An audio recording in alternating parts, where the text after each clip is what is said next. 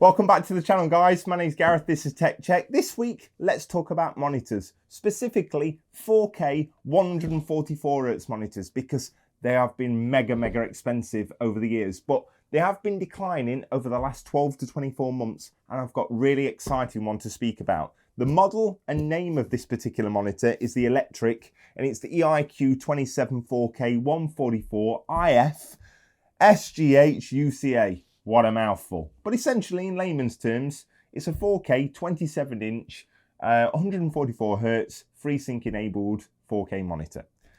On paper, sounds amazing. What we're going to do today is we're going to unbox this. We're going to give you an overview of what's actually in the box, how we actually put it together, the connectivity, the good, the bad, and the ugly, hopefully allowing you to make an informed decision.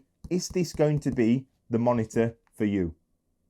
So what we're going to do, guys, is we're just going to get into this, and then we are going to get everything out, allowing you guys to see what comes in the box. So just bear with me. Right, so what have we got? We've got part of our base. We've got our stand. We'll look at those very shortly. We have our power brick. We have our UK plug. We have some screws. We have an instruction manual. We've got 2 DisplayPort cables, and then we have our monitor. So on first inspections, guys, it looks pretty nice. Fairly similar to my PG27 9QRs back there, with the thin bezels up the sides and at the top. But it does have this rather ugly, thicker bezel down the bottom here with this yeah, it looks like printed logo on the plastic, but all being said, really nice. Standing it up, it's got quite a thin profile as well. It doesn't look too bad whatsoever. Quite nice. Again, no problems whatsoever. On the back, we have got what looks to be 2 DisplayPort outs, as well as 2 HDMIs, as well as a USB Type-C.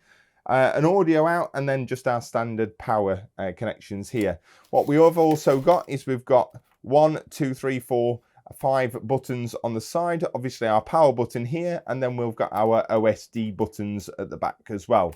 There looks to be 2 onboard speakers. Don't know what they're going to sound like, but we'll also test that out a little bit later on. But on first inspections, not too bad at all. Obviously, what we have got is we've got 4 screws that are going to be required in order to secure the actual stand. So let's have a quick look at that. So yeah, so it's not going to be quick release, or should we say toolless, guys. You are going to require what looks to be 4 of these screws here, and you are going to need a screwdriver, but it's not the end of the world. What we have also got then is we've got our base.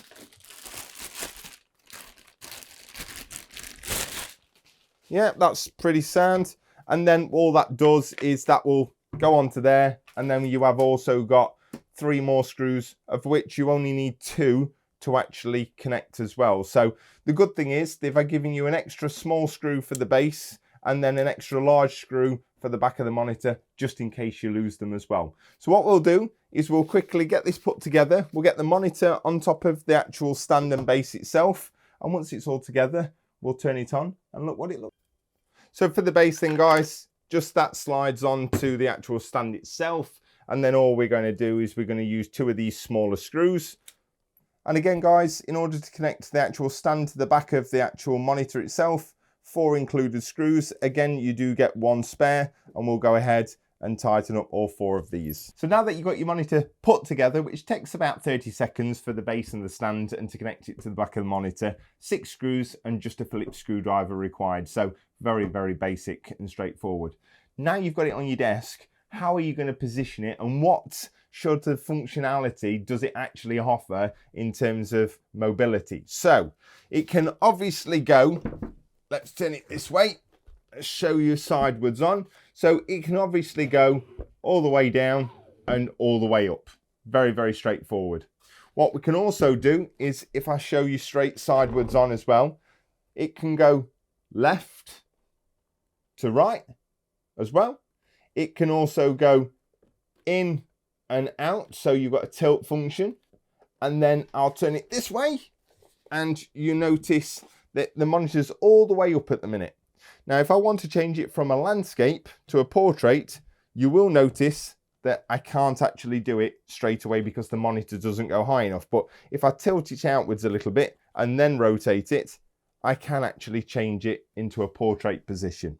Okay, so hopefully that gives you an indication of what you can actually do with it. So whilst the base and the monitor are not of luxury sorts, they do offer all the functionality that the more expensive ones would offer, just with a limited factor here and there. So far guys, 144 Hz, IPS, 4K, inbuilt speakers, decent stand, decent bass, looks really, really nice in terms of the aesthetics department.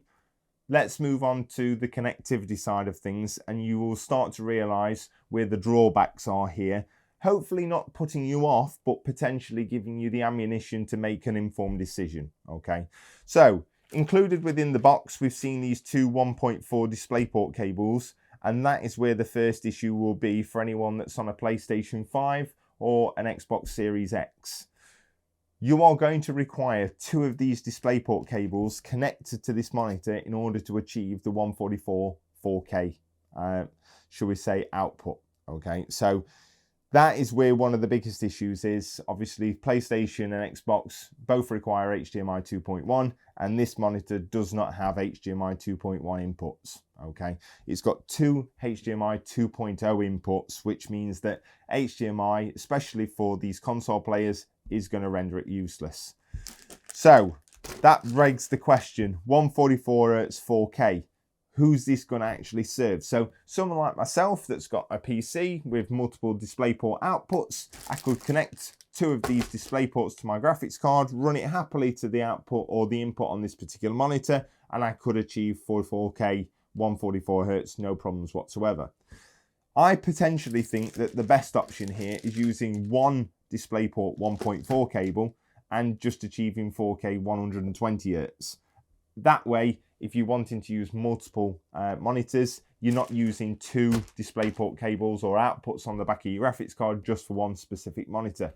But that all depends on whether you're in a single setup or running multiple monitor setup as well.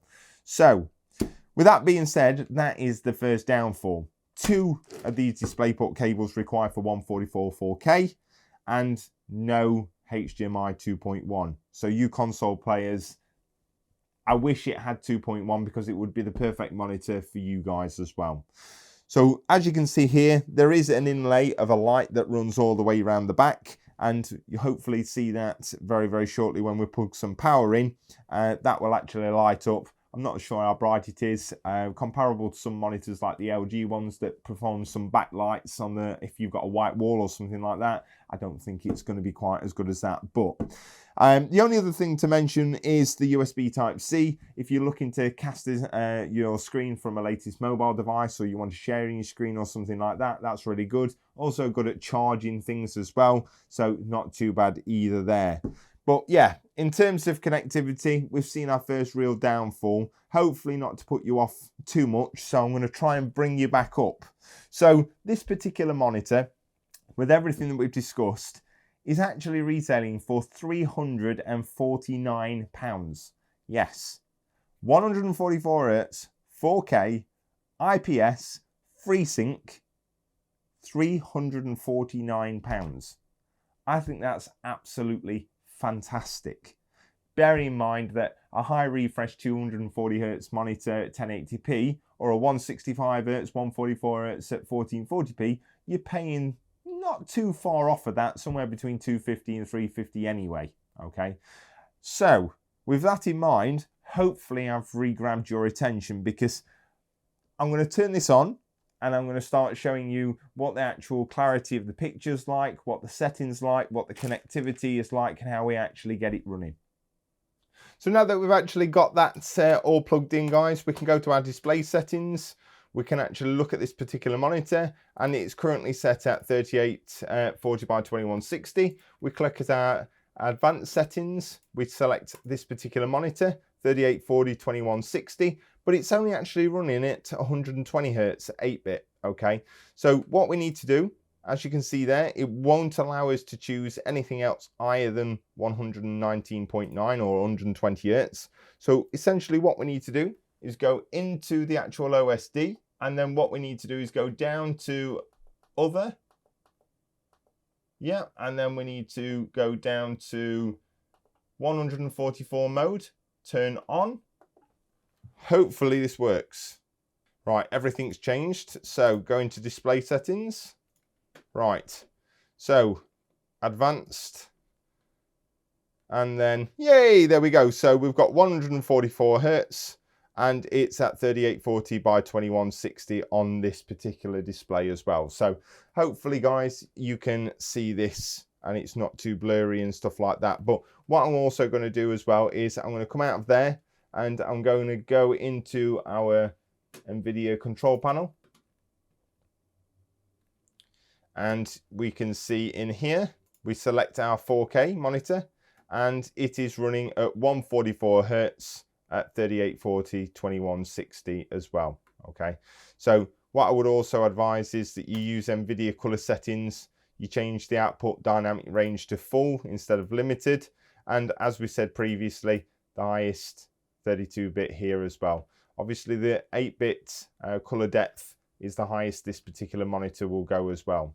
What you can also do guys is change it to 2560 by 1440.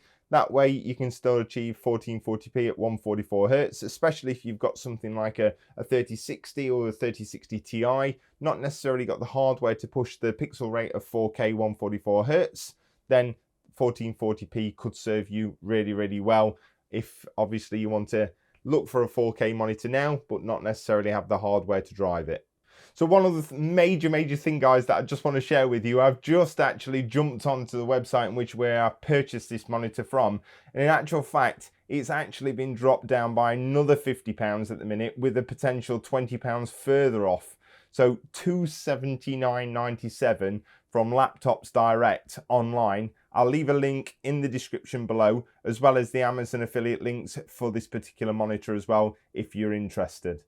So what I want to do now guys is just give you some sample footage of 4K streaming via YouTube.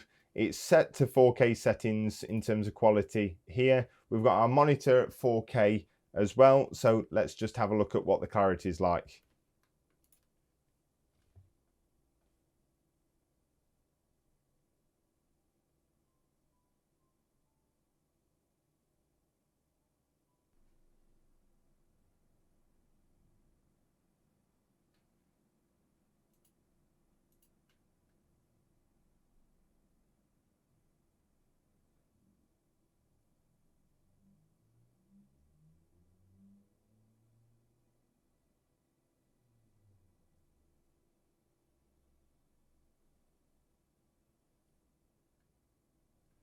So there we have it guys, 144 Hz, 4K, utilizing those two DisplayPort cables. Yes, it's got a few downsides with the lack of the HDMI 2.1, but I'm hoping the actual 4K footage that was shown on YouTube does this screen justice, because it looks absolutely fantastic in first person. So for me, the HDR on this monitor was real good bonus as well. Yes, it's not comparable to the £700, £800, £900 monitors where obviously HDR plays such a huge impact in terms of what you're getting on screen. This caps out at around 468 nits peak brightness. It also comes with a 1 millisecond response time as well. So for you competitive gamers out there, whether you're on console at 1080p or at 4K 60, obviously this will be a benefit as well, especially at 4K 144 Hertz. The added benefit of the FreeSync is going to be absolutely fantastic as well. With that lack of screen tearing, just be mindful that you do need a compatible graphics card as well. So all in all guys, as I said, I showed you on screen where I actually purchased this monitor from for £350. They've actually got it on offer at this moment for £299 with a further £20 coupon code. So potentially £279, which is insane for this particular monitor. I'm actually going to be keeping this. It's going to be great for just a monitor on the end. If I do want to actually test any 4K footage, if I want to test any DisplayPort or HDMI cables and things like that, it's going to run really handy for me as well. So guys, I'm hoping that I've equipped you with the knowledge of the pros and the cons. In all honesty, for me, 144, 4K, IPS, FreeSync, 1 millisecond response time, good decent stand, lacks the HDMI 2.1, requires 2 DisplayPort cables for 144Hz 4K. Yes, the HDR is not as compatible as others, but all in all, guys, it's a bloody good value, and I think Electriq has smashed it out the park, especially for the price that you're going to actually pay for this. I don't think there is anyone out there that's going to be disappointed if they're putting this side by side by an £800 monitor, looking at what you're actually getting comparable to what you're actually going to be paying for. So I'm hoping that you've enjoyed the video. If you have, smash that subscribe button, leave a big fat thumbs up, and I'll see you in the next one. Take care, everyone.